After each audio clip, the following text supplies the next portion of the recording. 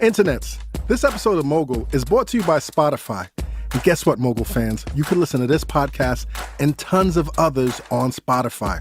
It's super easy. Just go to your Browse tab and look for the podcast section, or use the search function to look for your favorite shows. To learn more, head to spotify.com/podcasts. That's spotify.com/podcasts.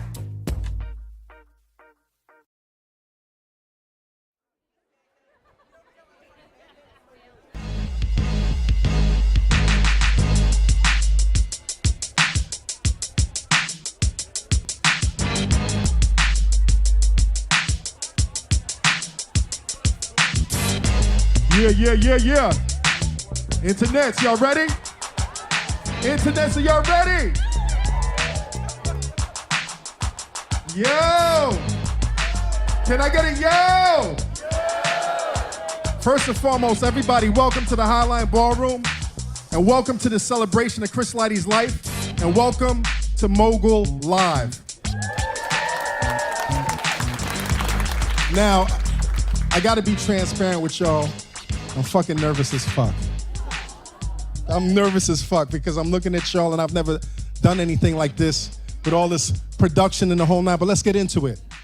We got an amazing event planned for y'all tonight. Like I said, this is a celebration of the one and only Chris Lighty. Chris Lighty changed all of our lives. Some of us are very aware of that. Some of us don't even know because we take a lot of this shit for granted. You know what I'm saying? He was such a pioneer from day one in this hip-hop thing. And that's why we're all here. So I want to welcome to the stage somebody that is also legendary, was also a very, early pioneer in this thing, and really had the opportunity not to just be a peer of Lighty and somebody that loved the music and the culture, but somebody that was really fortunate and talented and capable enough to build this thing into a business, a multi-billion-dollar business. So let's welcome to the stage. And I got to say this. This next person on the stage, I think we take him for granted because we don't realize, there were never any hip-hop A&Rs, but the guy that's coming on the stage right now was the very first person to ever be hired to be a hip-hop A&R. So without further ado, let's welcome to the stage, Mr. Dante Ross. We have to take this rap shit serious. Slap the taste out of your mouth and break out. The back up off the wall, what? I said dance. Come on, so put your hands up. Stop frontin' and pop something. Cornball niggas stay frontin' and got nothing. Mad to the life I lead. Twice your speed. Brown skin mommy, that's the wife I need. Like that weed. Front nigga. Your mic works, man? That's not All for One? That wasn't All I know, for One. All for One, Brand Nubian was supposed to be the intro song. Yeah, what happened? But this is live entertainment. Yo, Dante. Missing your cue. Yo, you look good, man. Thank you. What the fuck you doing? Eating good. Eating good? Taking care of yourself? Yo, listen, let me ask you something, man. We shared a lot of conversations, and you're one of those cats growing up in the Lower East Side that was really tapped into the punk rock movement in the early days of the BC Boys and the whole nine. And I remember growing up in New York City, you really couldn't separate the energy between hip hop and punk rock. So I just shared my first hip hop experience. What was your first hip hop experience, man? My man Jackie Van Horn, whose real name was Columbus. And if you called him Columbus, he'd slap you in the head. He gave me a tape, and it was a Grandmaster Flash tape. And he was like, this is the real shit. And it was 52 beats. And later on, Kid Capri made a 52 beats tape, homage to that. And that was the tape, and I dubbed it. And that was really when I got into it. And I just stayed tuned into it. It was like, it kind of went away. We thought it might be a fad. We didn't know what was going to happen. And then Run DMC came out, and that was, when they dropped, it was all over. And that was when everything changed. That's when you knew it was for real, it was going to last. So how did you make that transition from being a fan of the culture, being somebody that appreciated it and the energy, and it gave you so much? How did you make that switch into the business side? So I grew up with the Beasties, and I knew Russell and Leora when I was a wild little kid in high school. We were skateboarding around, me and MCA, and I saw them get their foot in the door, and I couldn't rap for shit. So I figured I had to do something. I saw Russell, and I thought he was living pretty good, and Rick too. And I was like Rick Rubin, and I was like, well, I can't rap. I got to do something. I'm waiting tables, and that's bullshit. So I went on tour with the Beasties, and their road manager adopted me. This guy, Sean Karazoff, who ended up signing Tribe Called Quest, who passed away, Captain Pissy. And Pissy adopted me and got me a job working for Russell and them. And, you know, I started out as a guy who was just like running around getting in trouble with those guys. And they managed to give me a job, and I was the office messenger. And I got yelled at by Lior every day. He told me I fucked his Chinese food up. Can you give us your best Lior impression? I said shrimp fried rice, not pork fried rice, you idiot. And I should have known that because he eats kosher. So I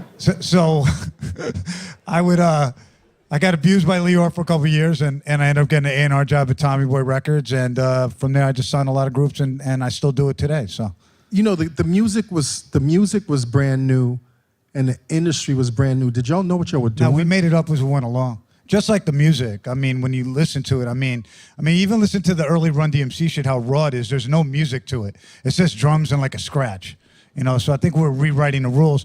And I think that's why like kids like me and the Beastie Boys, like who grew up exposed to punk rock and all this downtown shit, that's what grabbed us. It had the same raw energy. It wasn't contrived, you know, because we couldn't fuck with Bon Jovi and all that shit. So, you know, we were Run DMC. Michael Jackson?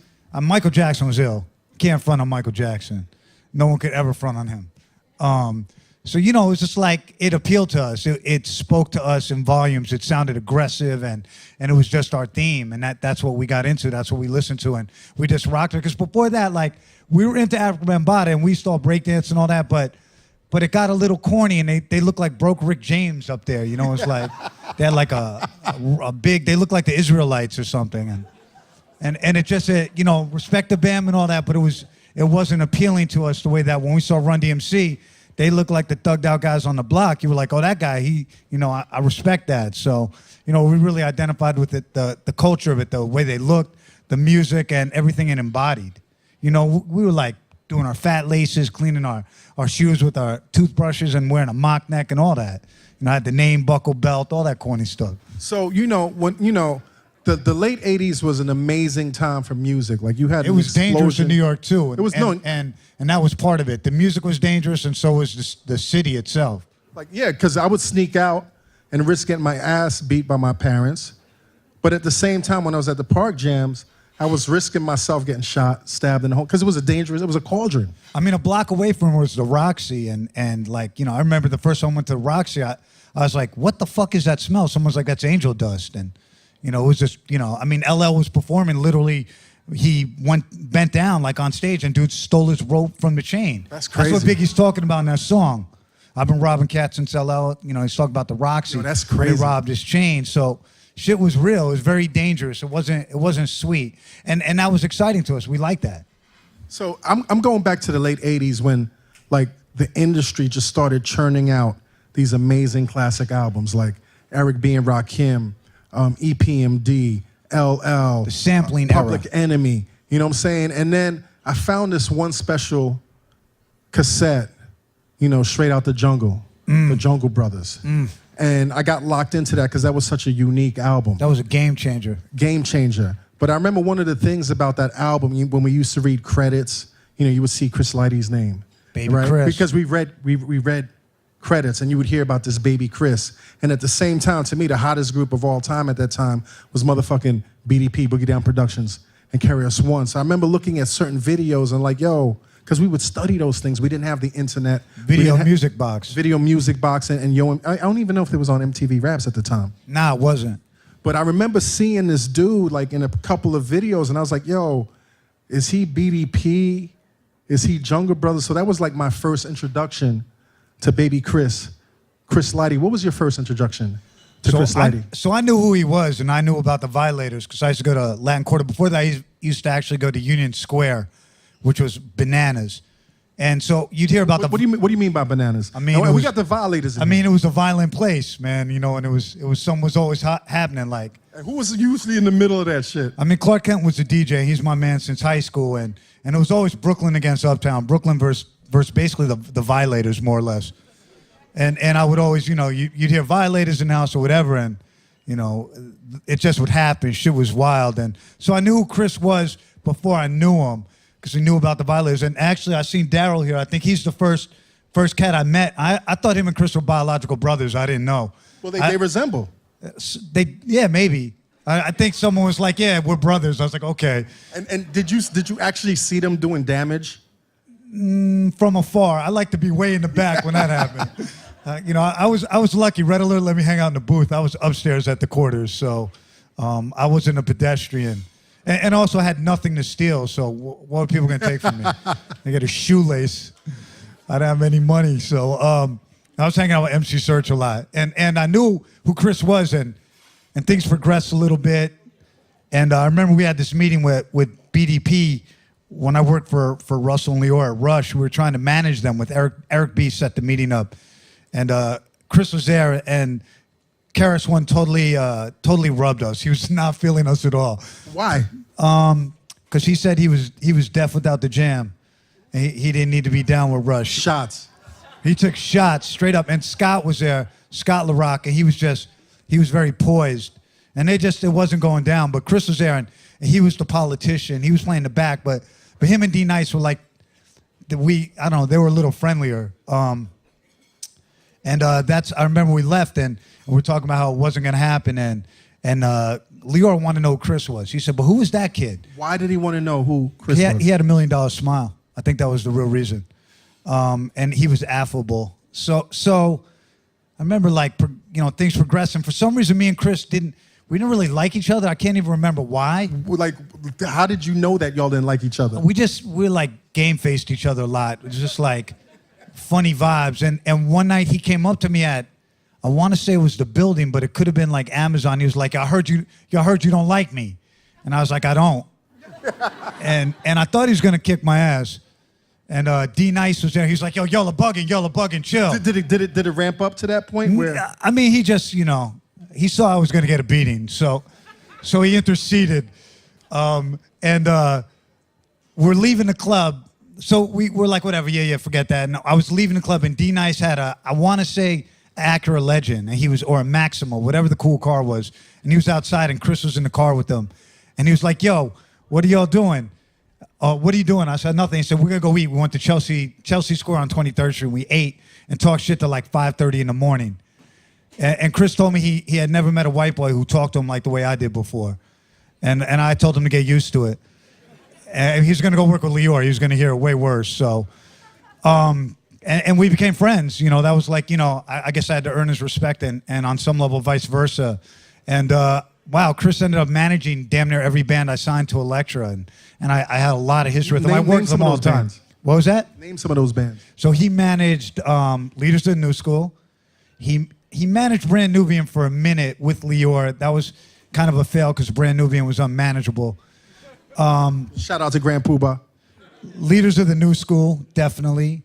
I'm trying to think who else he managed, who I worked with. He didn't manage KMD. So mostly Leaders of the New School and Brand Nubian. Yeah, definitely Brand Nubian, actually, because he managed them twice, as a matter of fact. He managed them with Poobah, and they fired him and hired him again.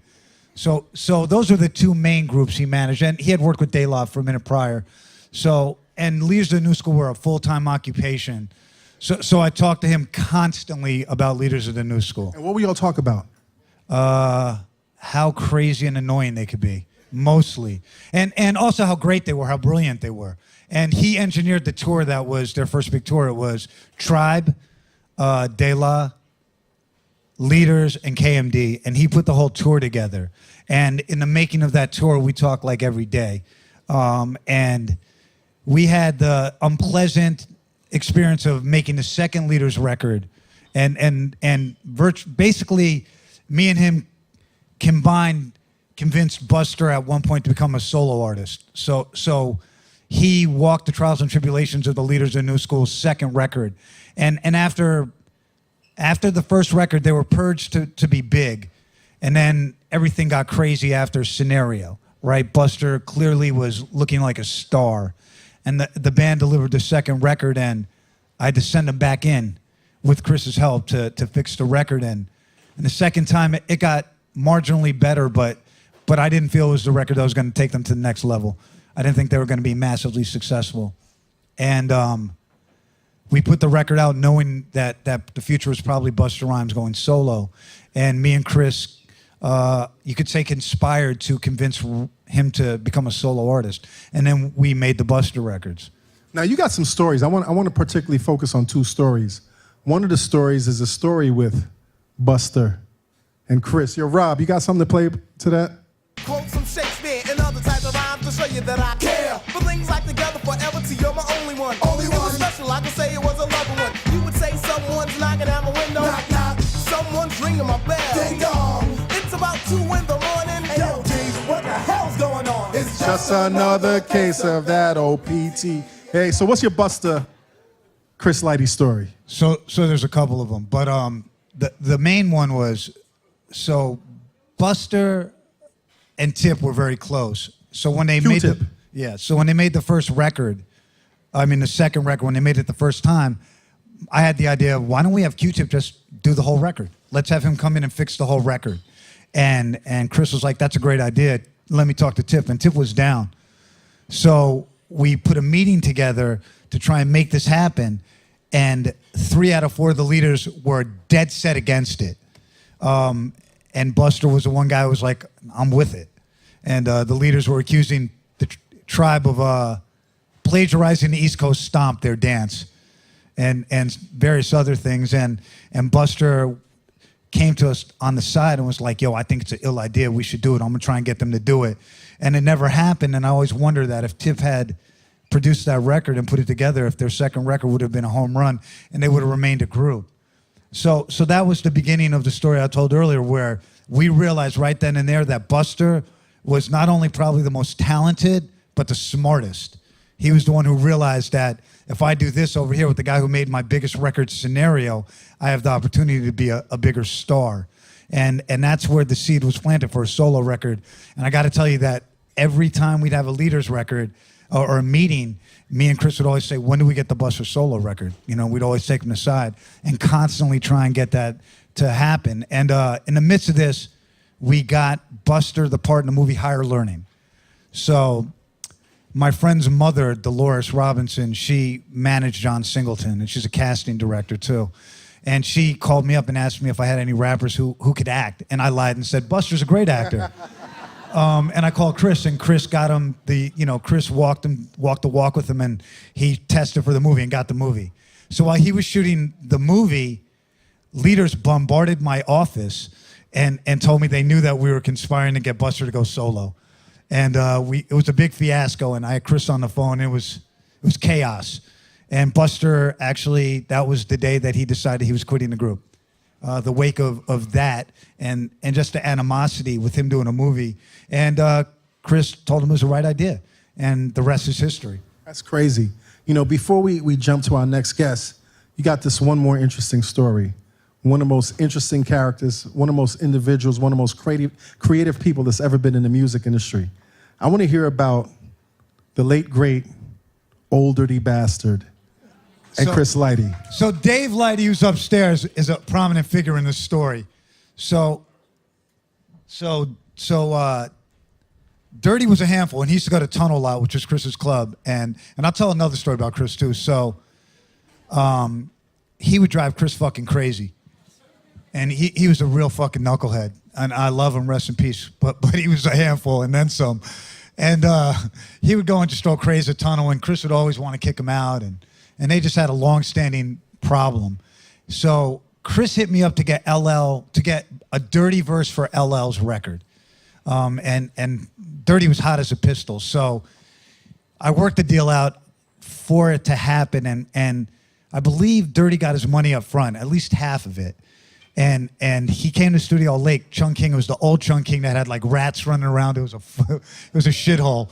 And we used to all work there. It was great. So Chris and Dave show up when Dirty's supposed to do the verse, and Dirty's in the studio just throwing fucking craze, and he's beefing because LL doesn't show up. He's like, LL wants a verse from the God, but he can't hang out with the God. Like, and he might not want to hang out with the God. I mean, it's probably a wise move on LL's part. And I'm gonna say that Angel Dust and alcohol may have been involved. I can't confirm it. Allegedly. Allegedly. I don't want to speak bad about the dead. he was with Crazy Sam. I don't know if you guys know who Crazy Sam was. Yes, Crazy Sam. So Crazy Sam used to be on Video Music Box, and he was also someone on Chris Lighty's shit list, for obvious reasons if you know Crazy Sam. So they're in the studio, and they just get into it, Dave and Chris, and Sam is popping ridiculous shit. And it becomes pretty apparent that Dave and Chris are either going to kick the shit out of him, or if he pulls anything out, shoot him. And it's a Mexican standoff. With the Lighties and ODB. And my dumb ass is there. And somehow, by the grace of God, cooler heads prevailed. And this is a testament to Chris. He always was cool and calm under pressure. He later on helped me mediate a couple of things, financially and otherwise. He always was very cool and kind of picked his battles well.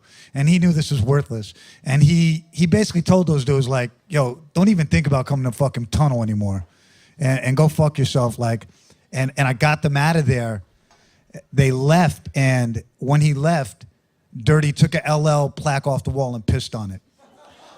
And was like, fuck old Dirty. And the girl who worked at Chung King started crying. And I was just glad that Chris and Dave were gone, because they would have definitely shot him. Allegedly. And I remember actually, like, Dirty going like, yeah, and they ain't getting their fucking money back either. And I'm glad Chris didn't hear that one. So another thing that Chris did was, me and my friends one time got in a fracas with a guy named Diddy in a club. And there was a lot. You threw the legend is you and Diddy squared up and threw hands, right? Allegedly. So, let's just say he was no Chris Lighty.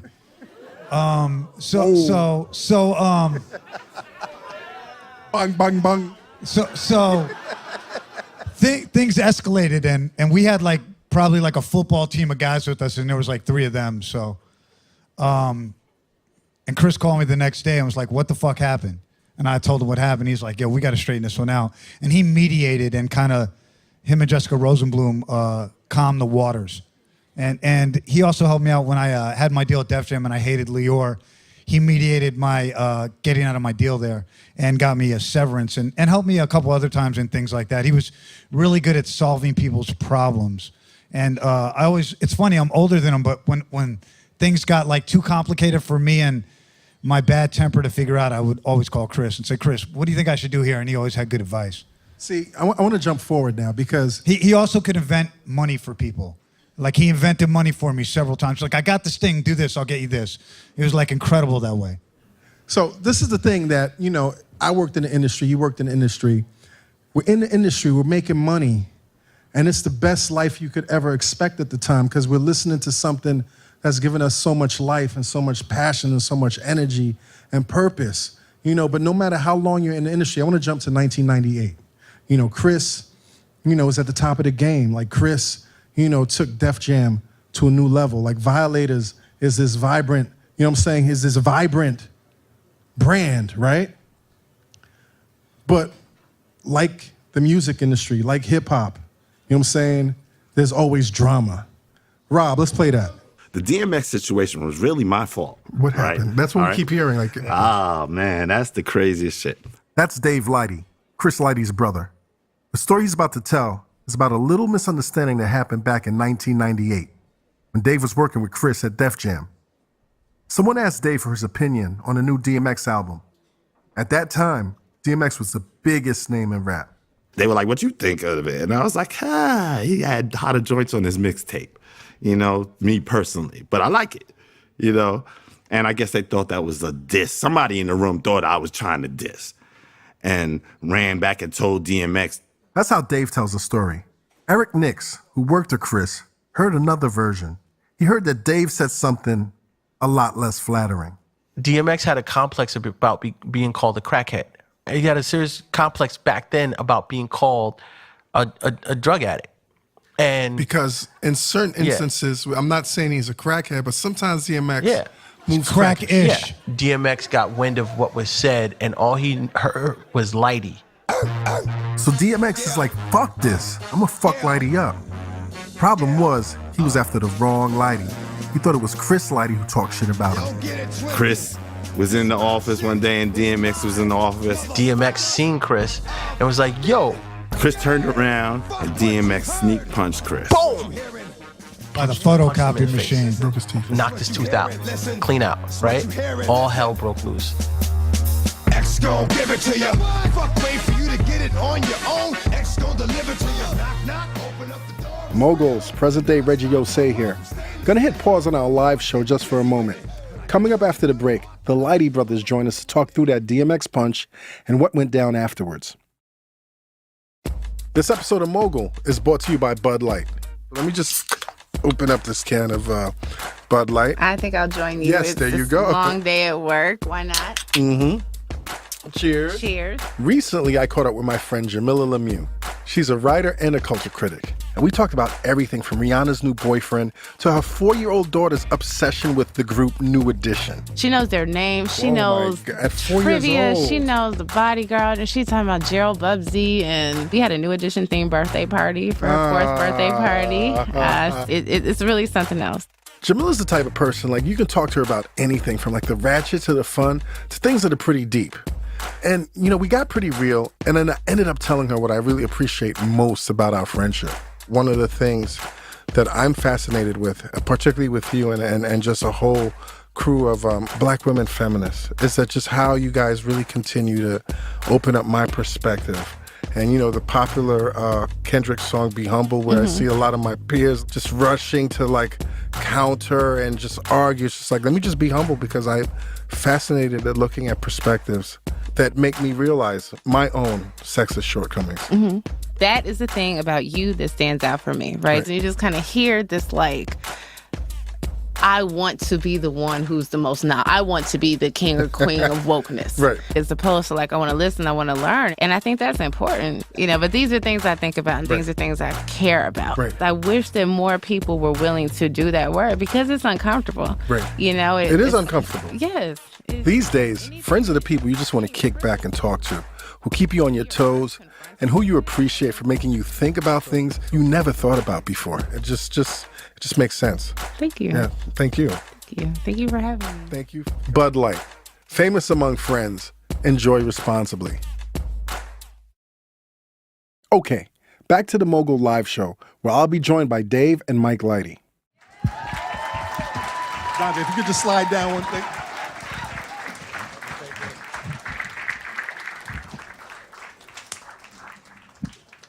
What's up, man? So Dave, what the fuck happened? Man, I mean, pretty much it's just like, you know, how I said, a lot of it was a misunderstanding, people hyping shit up. What did know you I'm saying? say What about I X? said exactly what, like, come on now, let's be realistic. I was getting a check from Def Jam. Why would I call one of the hottest artists on the label a crackhead? Does that make sense? And shout out to Eric Nix, I love him. But he was searching for a job at the time, so he's gonna say whatever he was gonna say. You know what I'm saying? You know? So it's what it is. But like at the time, like I wouldn't diss X. Like, and we all hashed it out. That's my guy. You know what I'm saying? It was a misunderstanding, and whatever at the time, however he was involved with things. You know what I mean? It may have had a cause for how he reacted, but it all got resolved. Now, I remember I was cross town. This is when I was an attorney in the industry. And I remember at a certain hour, my SkyTel two-way Motorola pager started buzzing. And it was like, yo, DMX punched Chris Lighty. And he lost a tooth. And it was hot, like that, the tension in New York City. He did not knock Chris's tooth out. What His happened? punch is not that heavy. He snuck Chris, and then he literally snuck him. He said, hey, Chris. Chris turned around and he punched him in the face, and then Chris fell and hit his tooth on the doorknob. That's what happened. So, okay? DMX did not knock his tooth out. So the doorknob did it. So what I'm hearing, though, all that night, because this is before Twitter, this is before TMZ, it's like, yo, Right. there's a clash right now. Is the Violators It was It's about the to Lighties, and it's Rough Riders. Like, what happened that night? Oh man, I mean, it wasn't even the night. It was the afternoon. So when that happened, I wasn't even in the building at the time. I got my Skype page was going on. It was crazy. I was like, what? And I was zooming down to the office. By that time, my youngest brother, who is off the chain, mind you, already was ready to get at him and was standing in the front door, and people up at Def Jam at 160 with the Tech 9 ready to get at him at 160 Varick, and they knew Music it. industry, y'all. So they snuck him out the back way through Chungking down the elevators. If y'all know how Def Jam was set up, Chungking and Def Jam were like on the same floor, so it was like you could walk through one way and get into Chungking and all that, and escape the building if you was trying to hide. So that's what happened. Then now, as his brothers, I can imagine how y'all feel, but can y'all walk us through that? And can you tell us how your brother feels? Because this is the original, like, he's a violator. He doesn't get violated. I mean, when it happened, I was pissed, honestly. I was on the plane with Noriega. We was actually going down the runway on our way to London. We was heated. And we was on fire at the time. Noriega was one of the hottest rappers in New York right now. Right. So we had about 100 Left Rack dudes ready to do whatever. 100. I'm glad it worked out perfect because dudes. You know, we ain't with all of the bloodshed, but you know, we fed a lot of hoods, a lot of people that moved on to feed other families and help other families, and they was just willing to do whatever necessary to make sure that the violators never get violated again. So how did this thing get resolved? Well, DNY, actually. Yeah. You know, Rough Rider. It always takes the big dogs to, you know, rationalize and let people know that, hey, look, it's going to be a couple of people that die before this beef is over. So it's better off squashing it because we're coming to your house if not. Oh, and I love DMX. Yeah. I seen DMX on the Puff Daddy tour. He showed me mad love every time I see him. But DMX know I'm going all out for my brother, for sure. So tell it. We tell it in the story, but how did, for the audience that may have not listened to Mogul? Can we have a show of hands for people? Show of hands for people who have not listened to Mogul. Okay, you should not be listening to Mogul, little girl. But let's walk us through that again. I mean, you okay? How initially went down, I know the Violators got a call, and then, you know, Chris called DNY, and essentially, you know, we got vested up and went up to Rough Riders' office. It was just me and Chris, and then the Violators eventually met us there, but like by that time we already kind of like hashed it out and everything, but it was, you know, it was AB too. Yeah, and it was a rational conversation, and it was even all explained out. I even told them, I said, I said the shit, and we was in the bathroom, and I was like, yo, we could shoot a fair one, whatever. Wasn't necessary. And you was ready for that?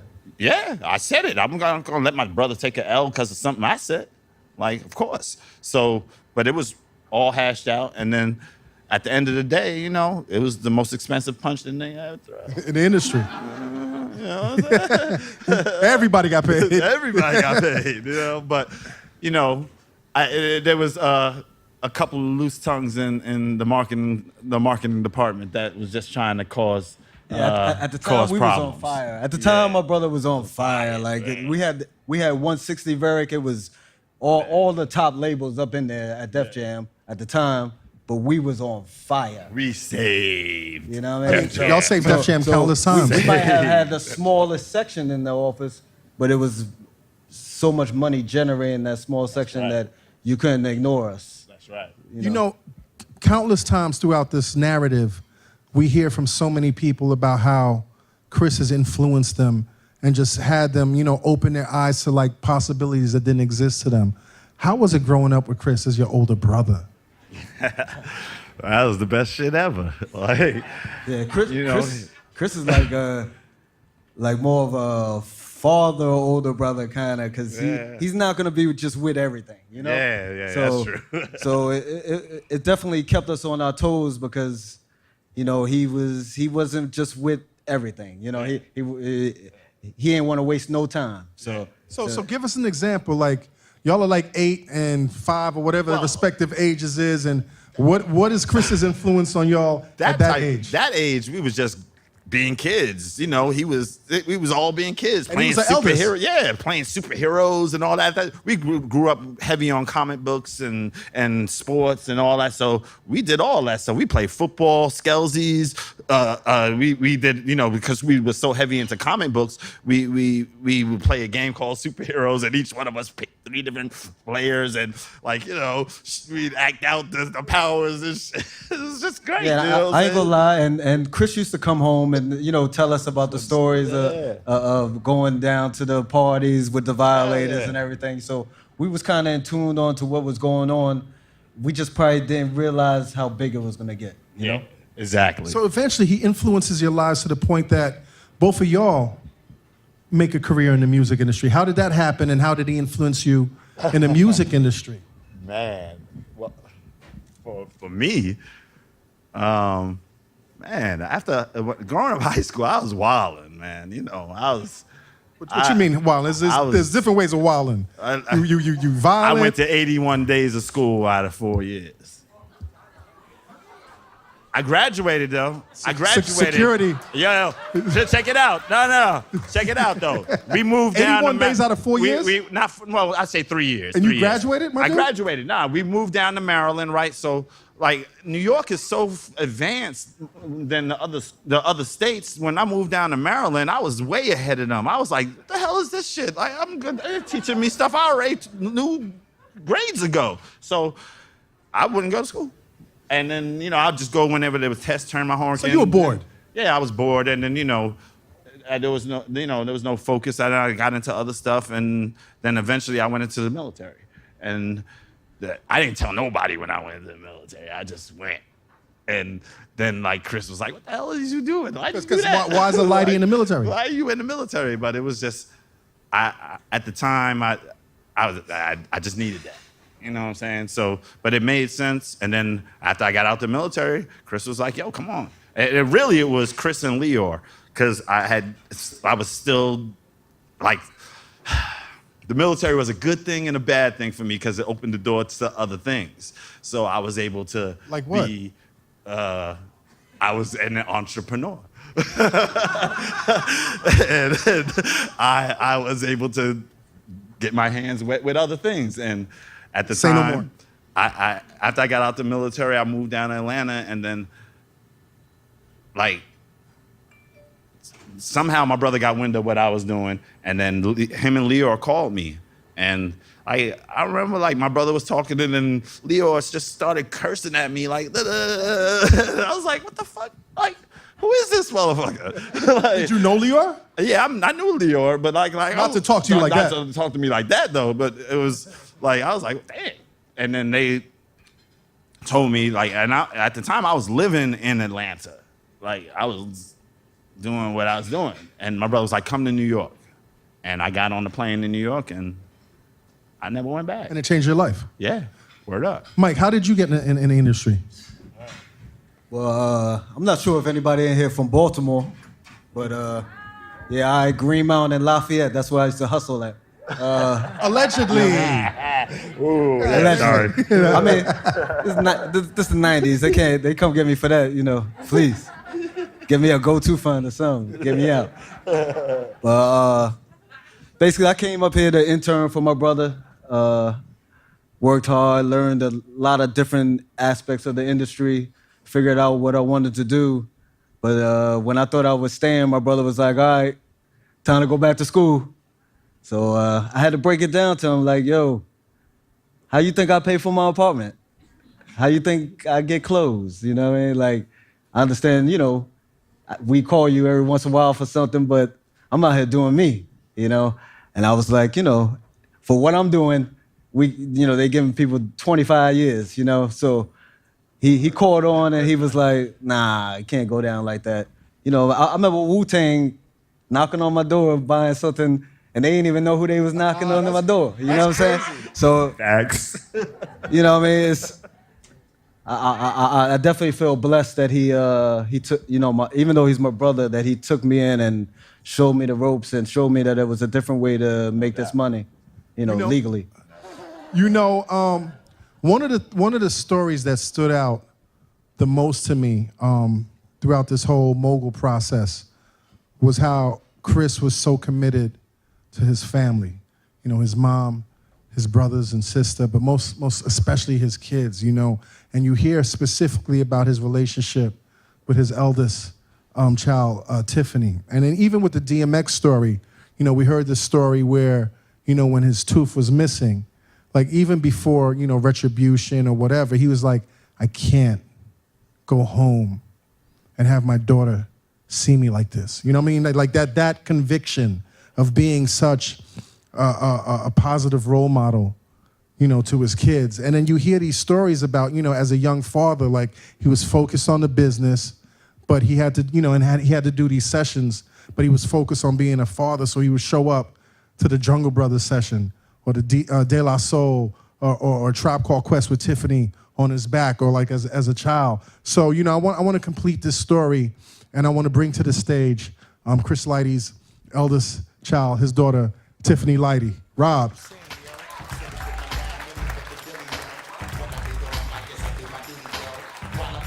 And we got Déja too. And Déja Lighty. Déja Lighty, Tiffany Lighty.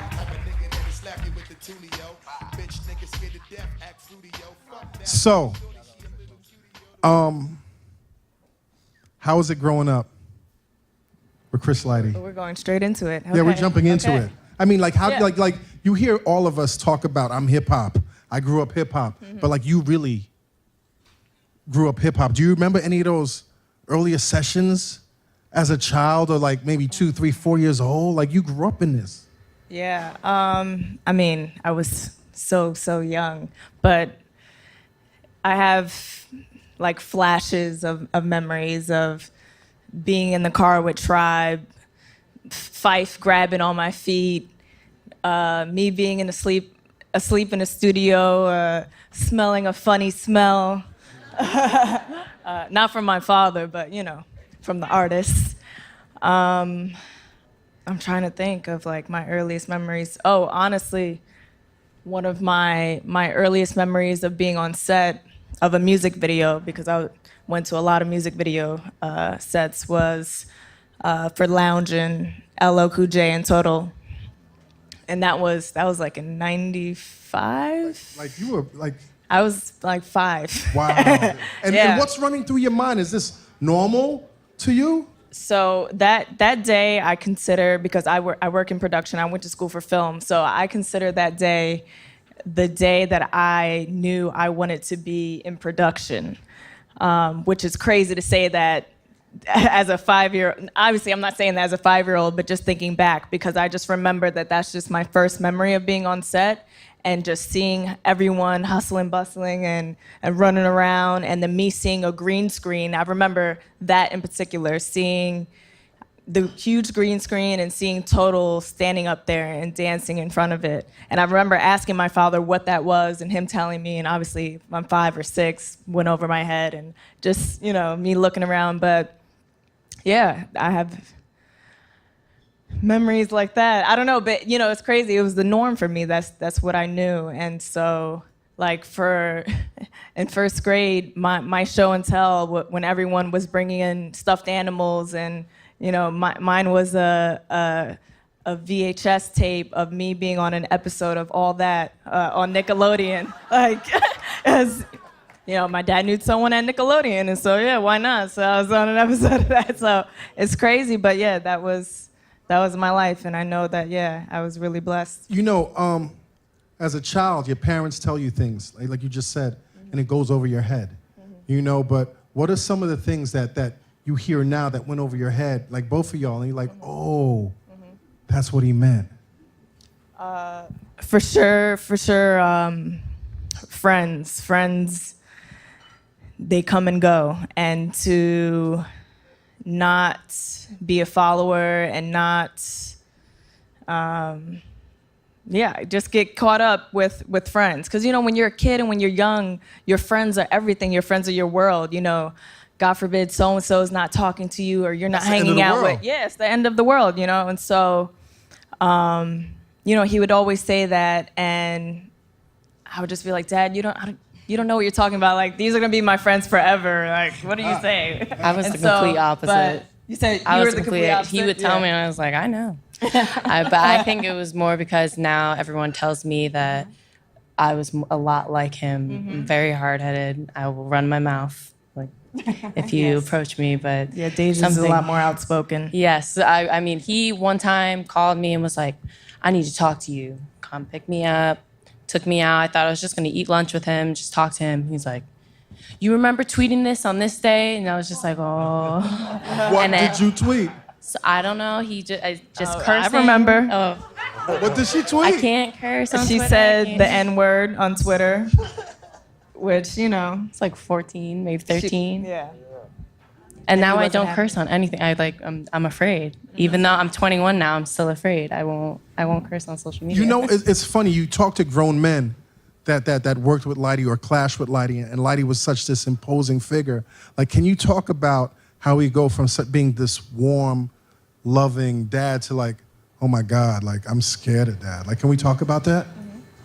Yeah, I mean, he would stick his finger in our ear. It's his favorite thing to do, clean our ear, pull on your nose. I was that. always leaning on him. I would always want to just hug him. I was never really afraid of him or intimidated by him. I would always remember just walking behind him through New York, going from office to studio to meeting and just trying to keep up with him and people knowing who he was on the street. And Always. We couldn't walk 2 blocks without like the someone stopping him or... And once again, was that normal to y'all? Yeah. Yeah, it was normal. It was just like, okay. When did y'all realize that wasn't normal? Like, most people don't live a life like that. I tell my friends jokingly that I was Northwest before Northwest was Southwest. Like, I used to be in MTV apparently in Versace outfits, and I was telling people to take me here and take me there, and That's funny. it never really fully sunk in. And most of the time when it did was when people would try to ask us for favors. I've been asked a lot of favors before, and that was another thing with friends, when it comes up with friends, making sure that people are friends with you for the right reasons. Now, Tiffany, you shared a story with us, and Rob, we got a drop for you. This is when you got older, and you wanted to claim your independence, and you wanted to hang out at night. And your father would play this particular record right here.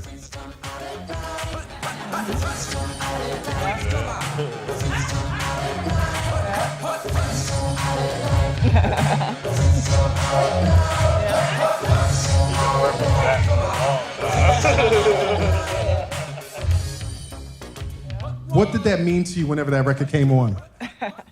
That I can't hear that song and not think of my dad's face and him like in his room telling me like this with a big smile on his face. This is why you have to come home at midnight. He's like, it's the freaks come out at night. Like, I don't know what to tell you, B. I mean, you need to be home because shit goes down after midnight. And Did you understand that, or were you like, what the hell goes on after midnight? No, I understood it, but I was in high school, and honestly, midnight, that's reasonable for someone in high school. But I of course wanted to push it to 1 or 2, but yeah, no, I knew. I was like, okay, I understand, I get it. And I was home by midnight. What advice did your father give you with regard to dating boys? So like, how was he like with boys? Like, if a boy came to the house, did he feel welcome, or he was like, the date's over?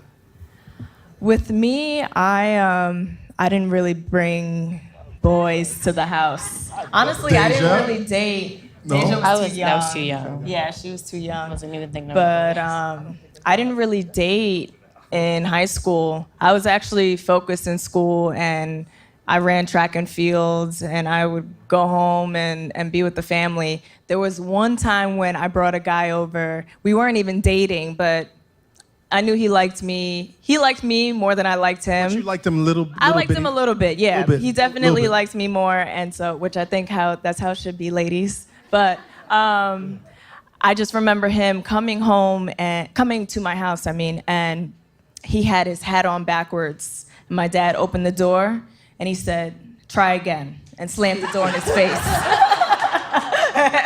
And then it went from him to walking in, ready to walk in the door and say hello, Chris, to then him, taking it off to saying hello, Mr. Lighty, and so he came correct after that. So that's how it was. And then from then on, I was like, oh, I'm never bringing a guy over.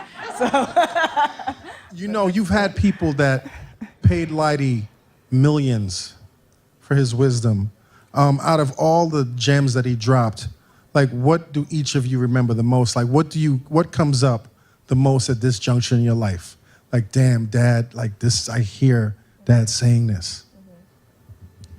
For me, he always really emphasized me, one, being a woman, being Black, and having those two qualities, and saying that is going against me with, trying to get a job or things like that. And so he just always expressed to me how I had to work harder, because he was like, you can't give your 100%. He said 100 isn't enough. You have to give 110%. You have to give 150%. Like, he said, you have to, carry yourself a certain way. And he knew that I wanted to be in entertainment. And so he always said, you have to come correct and just work hard. And so now, being in the real world, and I graduated college in 2012, I fully understand everything that he told me. You understand the weight of that? Yeah. Deja? For me, I was pretty young, maybe just still in high school at the time. So it was more just staying focused. It was all about staying focused. And I feel like he was my motivation. I did well in school. In education. Yeah, especially. I did well in school because I wanted to do well so my dad could see the A's on the report cards. Because even if I would get one B, he'd be like, what's that B? What's that B doing there? You got stressed for a B? Yeah, but it helped me, and I'm still the same way. My freshman year of college, I had a 4.0. It was kind of a little down a little now, but I started off pretty strong, but it was because he always told me, like, you need to be better than the next. I have one last question for everybody, and I want to definitely go down the line. I think we still take for granted Lighty's influence and how he's changed the game, the business, and pushed the culture so forward. Each of y'all, what wouldn't we have if it wasn't for Lighty, Chris Lighty? What would not exist? I wouldn't exist? That's a good one. I'm just kidding. I don't know. I'll let someone else go first. Man, what wouldn't exist? Part of this culture. We wouldn't be rocking here like we do. You know what I'm saying? Like, they said hip hop wouldn't last. We number one right now. We rock the world. You feel me? We are hip hop. Without my brother, that wouldn't be happening. He's part of that puzzle. He's part of that foundation. That's what I know. That's what y'all should know.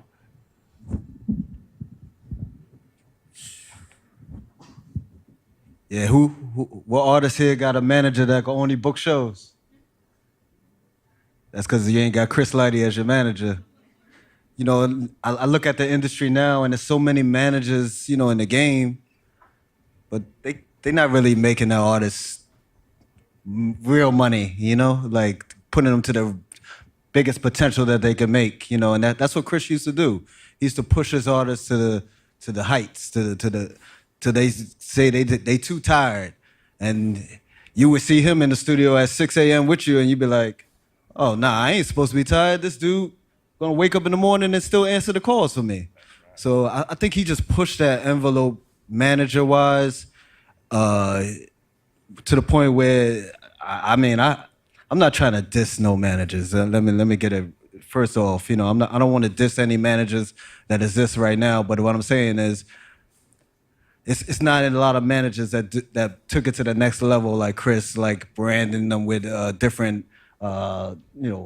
companies and just showing you how you could get Coca-Cola to pay for your video, or he call you up and tell you, oh, I got $100,000 for you to push Sprite, it's just not going down like. I mean, I'm not gonna say it's not going down like that. I'm just saying, it's just a different feel of a manager going on these days, and I wish everybody the best. I hope that they really copy the skeleton of what Chris was doing, and we really continue to take, hip hop to the next level.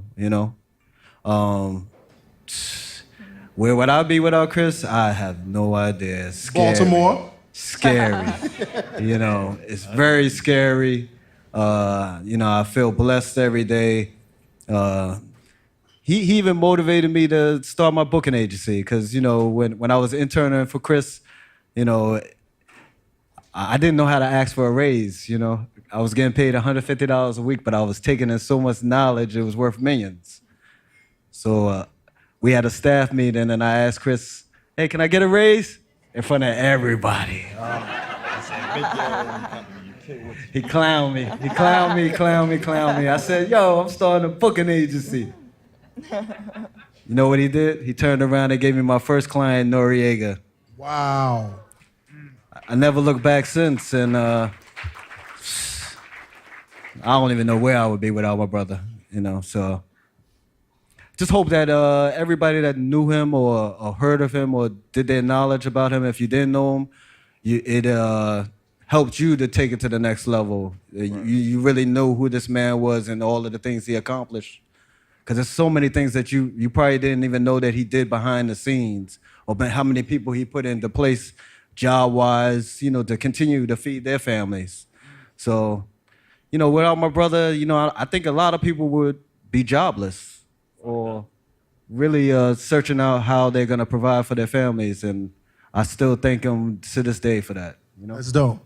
That's dope. Yo, Dante, I mean, you've been in the game from day one. Like you and Chris had the same legendary mentor, Leo Cohen. You've seen things, but from your personal and professional experience, what will we not have without Chris Lighty's influence? I think Chris was the first person to understand the relationship between hip hop and mass culture. And I think about the Sprite ad campaign. So that was one of the first times when a major corporation used rap as their marketing tool, as their commercial, their ad campaign. And he plugged in all my bands. So it was Grand Poobah, and it was Pete Rock and CL Smooth, and it was Tribe, and it was Large Pro. And I mean, I thought that was brilliant, the way he did that. He bridged the gap between the corporate and the street, and I think he was the first guy to do that, and that changed the entire game. And obviously he used that blueprint with the vitamin water thing down the road. So he showed us where the real money was, and that corporate America needed hip-hop as that cosign. And to me, that changed the entire game. I mean, that's one of the most important things ever. You can't turn on TV and see any commercial without it being hip hop themed, right? We have hip hop movies. We have a whole genre. It's hip hop is at the center of culture, and he's one of the people responsible for that. Yo, it's crazy. I got a 10-year-old daughter, and we listen to the Disney Channel on Sirius XM, and it's all hip hop right now. Like, it's so crazy to me. I mean, it's the dominant streaming music in the world. I mean, and Chris is one of the people who understood that it was the voice of youth in America, not just black youth, I think youth, period. And he sold that dream to corporate America, and we all benefited greatly from it. I mean, he dropped a lot of gems too. Like, he showed me a lot of stuff. Philosophically, he's one of the people who taught me that everyone can win. I can win and you can win, right? I don't have to take it all and you get nothing. And I think that level of diplomacy is often missing in the game right now. And I think that it was somewhat diametrically opposed to the way that Lior did. He wanted to clean your whole house out, right? where Chris was like, well, I'm gonna eat and you're gonna eat and this guy could eat too. We can all eat. And I think spreading that around, that was a testament to his diplomacy and the fact that he really believed that we all deserve to win. And that was like a wonderful thing. I think it's a rule of thumb that we all need. The other thing was he was a great manager, and hip hop is devoid of great managers for the most part. And he was, he's one of the first real managers to be involved in hip hop. And now, of course, we have real managers. We have Live Nation involved and Rock Nation, blah, blah, blah. But that would not exist if not for Chris and showing people the professionalism that needed to be exhibited to be successful. He could talk to the streets and he could talk to Doug Morris. He could do that. He could talk to the guys at Coca-Cola and he could talk to Grand Poobah. And I think the fact Nobody that could talk to Grand Poobah. Well, that's hard. Without a two-way, it's impossible, I think. But he was that guy. He bridged the gap between a lot of worlds. And I think that, he laid the blueprint for a lot of people to earn a living, just like Mike said. I think a lot of people would not be eating if not for Chris. And people who don't even realize it. I think people aren't even cognizant of the fact that they have what they have. And what people don't know, we talk about, so I said, like, everyone can win. So he did the Drake Sprite ad. No one knows that. Drake is not his artist, right? But he was like, here's your first big check. I'm going to eat, you're going to eat. Like, Sprite's going to be happy. Everyone eats. So that was an example of what he did. He had scope beyond just his personal backyard. He could say, I'm going to go to this guy and get him to do it for him because everyone liked Chris. So when he called, everyone picked the phone up. The other thing about Chris was no matter where you were in your career, if he was your guy, he always picked the phone up for you. He always sat down with you. He always wanted to hear what you had going on. And he usually had a hustle for you. And he definitely came through for me a few times. And I really appreciated that fact that I always knew I had access to him no matter where I was or he was in his career. And, I think that is something that people don't really understand. I think his vision and his amount of loyalty were gems that I take away from the way to conduct myself. That's dope, man. Thank all of y'all for sharing, your personal and professional experiences with Chris Lighty. I want to open up the floor to Q&A, but before we jump into Q&A, let's take one last look at Mogul and the life of Chris Lighty.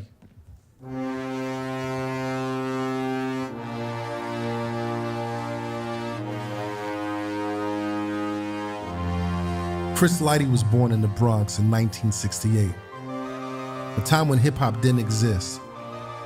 In 1979, when the Sugar Hill Gang dropped Rapper's Delight, Chris was still in elementary school.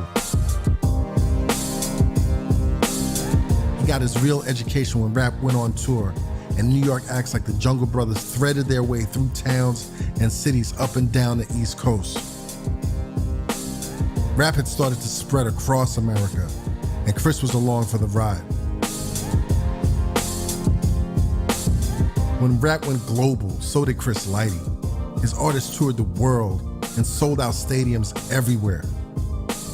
When bling made it into the dictionary, when America elected a president who dusted off his shoulder and didn't hold back his love for Jay-Z, Chris was getting equity for his artists and making black millionaires.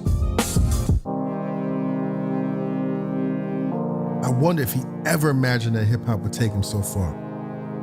If he was ever at one of those early park jams with weed in the air and bass in his chest, and he stopped to think, this stew of bass and beats and rhythm and poetry, this will take me on an incredible journey. And I wonder if he ever said to himself, this thing called hip-hop is gonna change my life.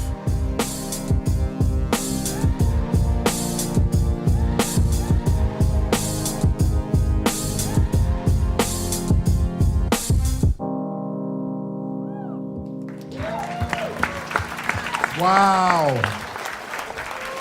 Wow. I never saw that either, so. Let's open up the floor to questions. Matt, you walking around with the microphone? All right. That's Matt Nelson, the producer of Mogul. And tonight he's Oprah. Reggie, I have a question for you. Which artist did you work on with Chris? And what was it like, lawyer to manager, working with him? We didn't have the best relationship, and you hear the stories about it today. But Noriega, I did the CNN deal, and it wasn't one of the best deals I ever did. But, whenever a client of mine said to me, because at the time in the 90s, you had a lot of credible, and I'm not taking anything away from the credible managers that exist today, but the 90s was just a different time. But whenever you heard someone say, Chris Lighty wants to manage me, you knew that they were going to go in a different direction. You knew that they would change the trajectory of their lives. I had this one particular client by the name of Shine, and Lighty wanted to sign Shine to his record company, to I think to Def Jam, right? Violated Def Jam. And it was this amazing bidding war between Diddy and Lighty. And when you talk about, you know, those two cats, like Lighty was a force of nature. Diddy is a force of nature. And when you see them pull out the stops to lock in on an artist, you just have to sit back. You don't know how it's gonna end up. In that particular situation, Diddy got Shine, but it was like, you saw that you were, like, I had nothing to say because they were on such a next level. And the only thing I could do as an attorney is like, wherever you end up, you're okay. There's a check for all of, we're all gonna eat, you know? But it was just amazing. And another thing about Lighty from afar is that, you know, you could tell, I was never in Lighty's inner circle, but it was like, damn, what do I have to do? How far up, how much more do I have to step up to really be recognized, to be, you know, in Lighty's circle? You know, so he was just an amazing person. I hope I answered your question. Thank you. Next question. Hey, y'all. So my name is Mel from Chicago. So two quick questions. One for Dante on the end, and I'm just gonna say it. As a white guy in the culture of hip hop, how White? you present? Damn, as I gotta go tell my mom. Hold on, let me rephrase. As a white presenting man, right, and we talking about culture, how did you navigate, right, to like the conversation a lot of like, if we're doing it for the culture, but a white person within the culture, how did you kind of navigate that, and what were your experience and what the feedback is? I never really thought about it. I just, Well, let me accentuate that question. You dealt with some of the most progressively militant black artists. Exactly. As when we're talking about Lord Jamar and Brand Nubian and Tribe, the whole nine, and very so black. Yeah, answer Like, that question. you were with very black groups? It's never really like it never really came up. I don't know. It's not really a thing to me. I never really acknowledged it, and I never felt that it held me back, or, you know, maybe I got a little more scrutiny, but I think my actions just showed who I am. It's never really an issue. You know, I mean, I was in the trenches a long time. I earned my bones a long time ago, and I think people knew that. So, you know, I don't think it really is an issue for Leo or several other people. Stretch Armstrong. I think that's only an issue if you make it an issue. Cool. You know, and I don't make it an issue. So. Cool. And then the last part of the question, like listening to the podcast, and Reggie, I think you did a really good job that we don't talk about a lot, is mental health within hip hop and the black community, and a little bit more of like, if anyone, like what we're doing to progress that conversation. I know that's a little bit of the elephant in the room, but I think that was really, really important.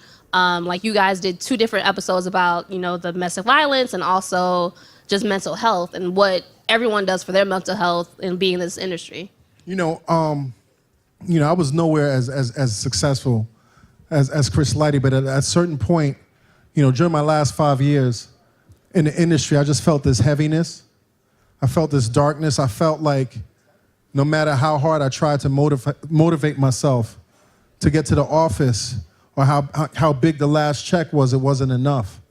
And at a certain point, I remember talking to my peers, like kind of like sheepishly, because, you know, in the industry, and we could all attest to that, in the industry, we can't share our weaknesses, right? Especially, specifically as black men, you know what I mean? So I remember going to my peers and saying, yo, I just need a vacation. And they're like, what the fuck are you talking about?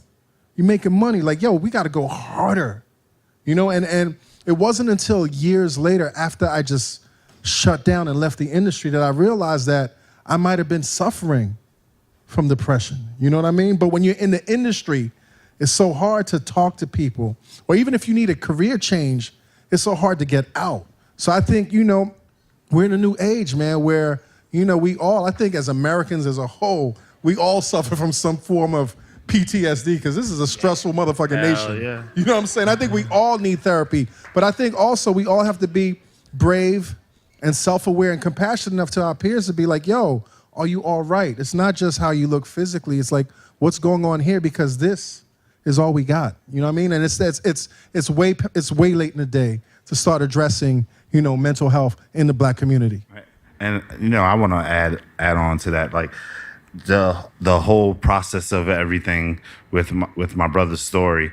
There's still a lot that a lot of people don't know that hasn't been told, and I feel that your mental health is an important thing, and then part of that process is also who you're with, that is supposed to be able to help maintain that mental health for you based off of your relationship with that person. So, that's a big part of it too, that plays into factors that go into this story. But it's like you gotta weigh every option, and I leave that to. And I know some people may think I'm in denial or whatever. I personally don't think that my brother did kill himself or anything to that effect, because there's so much that hasn't been told. And we have plans to tell things eventually based off of information that I've dealt with doing with my brother and how he was moving forward.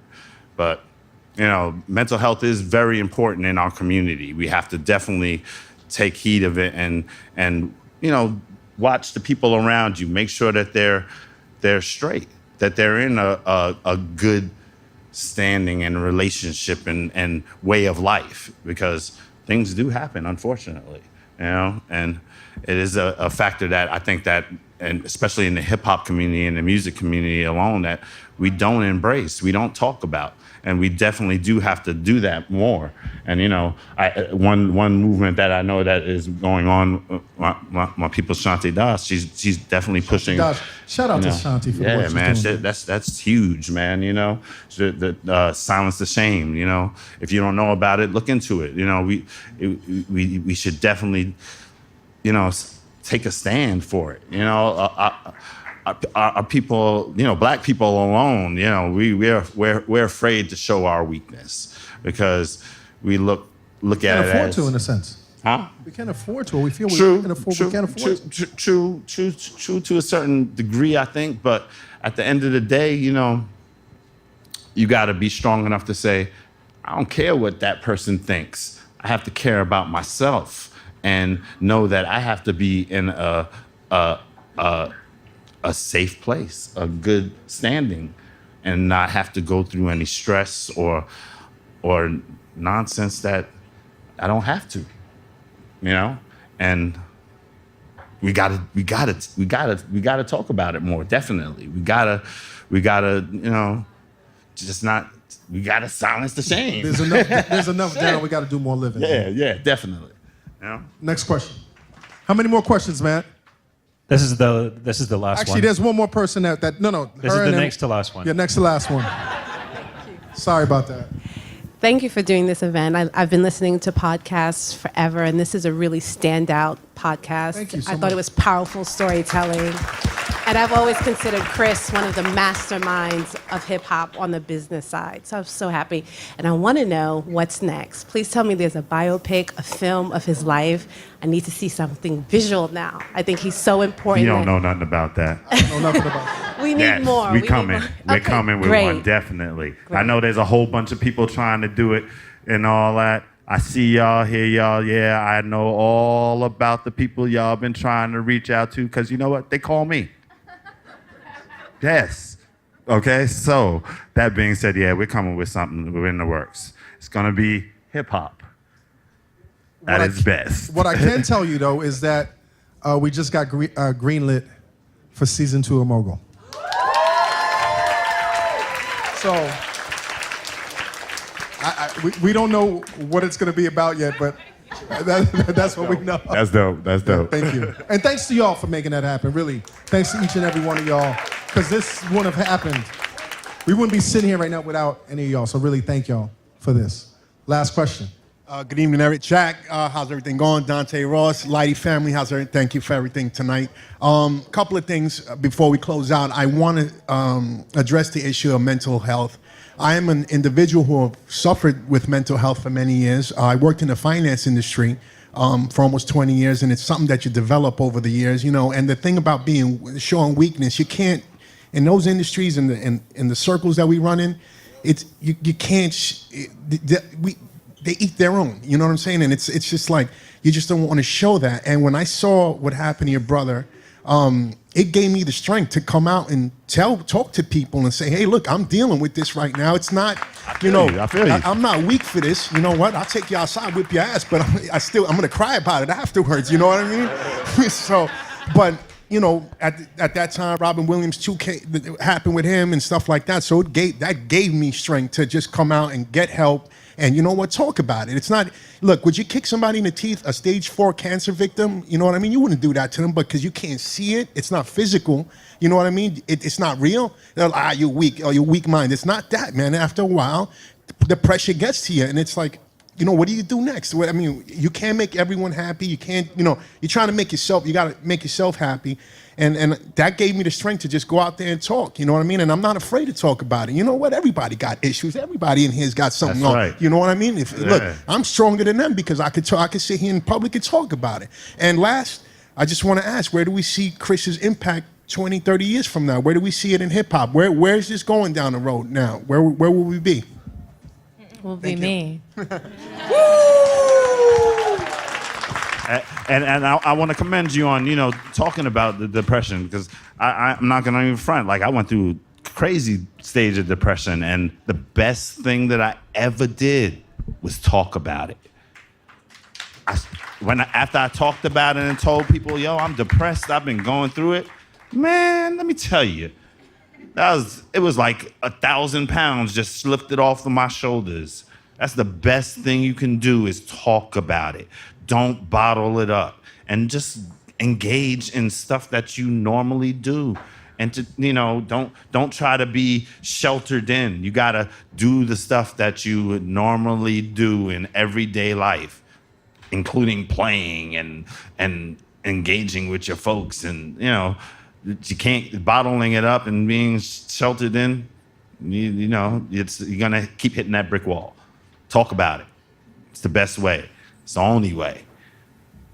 Thank you so much. Oh, sorry. I wanted to add one more thing because when I was 6, my mom actually passed away. And so my dad was very serious about mental health and me having a therapist. And at 6 years old, 7 years old, 8 years old, 10, 11, 12, 13, I had a therapist, and he did as well. And even as an adult, he did. And so I just feel like towards those years, from 2008 on, things did get harder and heavier for him. And so many people relied on him that it was harder to show, so he would say, if Déja knows this, if we didn't call him, I'm away at school, Deja's young, she's a kid. If we didn't call him for a certain amount of days, he would say, hey, remember me? So, it's like the just stopping for a second and just asking someone, hey, how are you? How are you doing? Because, life is so fast and we're all busy and we're all caught up in our own lives. But sometimes you forget to just take a second and just ask someone how they are, even if you think that, they're, killing it or making money or doing, X, Y, and Z. At the end of the day, when you go home, and if your foundation and home life isn't right, then everything else doesn't even matter. So there's so much and so many factors, and yeah, but I just wanted to say that my dad was, he did always, I can't even get the words out right now. My mind is like, he was very proactive. Yes, he was very proactive about me having a therapist and him having a therapist. But yeah, of course, I wish he would have, said a lot more, but yeah. But thank you for saying all that, and I hope that it happens for other people as well, and that we have this conversation more in general and in hip hop and in the Black community and in every community, because it's crazy how high, suicide rate is, and just how common depression is. It's a common thing. A lot of people are on antidepressants. It's okay. You know, it's not like you're a crazy person. And so I hope that more people realize that and that more people go to therapy. Thank you so much. I want y'all to give a round of applause to our amazing panelists, Dante Ross, Mike Lighty, Dave Lighty, Déja Lighty, and Tiffany Lighty. We're about to turn up with DJ Ben Hameen on the Wheels of Steels, but first and foremost, I want to give, the obligatory thanks and the credits. Shout out once again to Moguls producer Matt Nelson. Haley Shaw, Lynn Levy, Caitlin Kenny, Chris Morrow, LSN, Meg Driscoll, Eric Eddings, Peter Bresnan, Rob Zipko's doing the sound today, A. King, and the legendary Jonathan Mena. Want to definitely give a shout out to the Highline. Thank you. Y'all need to give yourselves a round of applause. This has been great. And thank you so much. Let's get busy, y'all.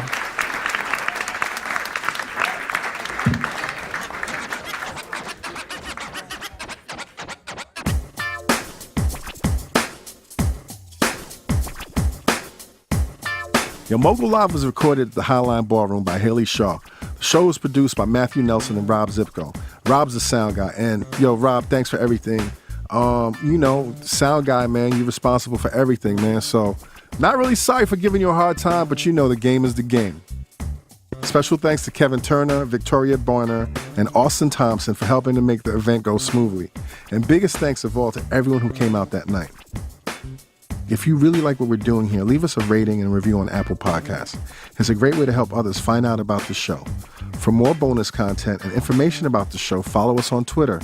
The handle is @Mogul. And internets, be safe. Thanks to our sponsor, Bud Light, the beer that's famous amongst friends.